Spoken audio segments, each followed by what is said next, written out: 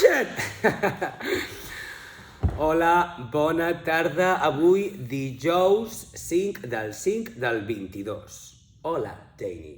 Què tal, Miquel? Estupendos. Li vam proposar a la Maria Antònia Oliver un projecte en les convocatòries de residències d'investigació. El nostre projecte específicament es diu Ajá, antes hacíamos análogos, entendiendo el análogo com unes rèpliques de coses molt similars però en formes diferents, no? I a partir d'aquí, per què aquest títol?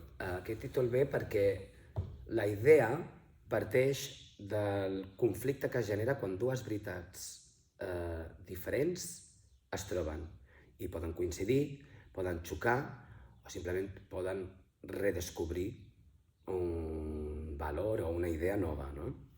És a dir, que qui té el poder de poder qüestionar la teva veritat absoluta. O sigui, fins quin punt tu has de deixar de fer coses que tu sents o que saps que són les que tu et fan bé per adaptar-te a l'altre o al revés, o com convivim amb realitats absolutes diferents.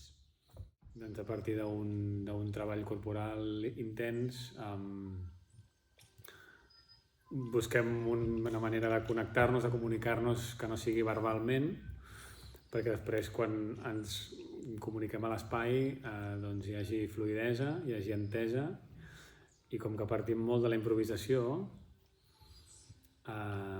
doncs es generen connexions i descobriments que són sorprenents abans que comencem a treballar.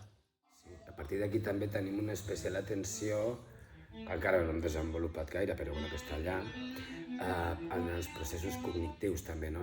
Quines són els factors que condicionen a l'hora de crear la nostra percepció davant del món.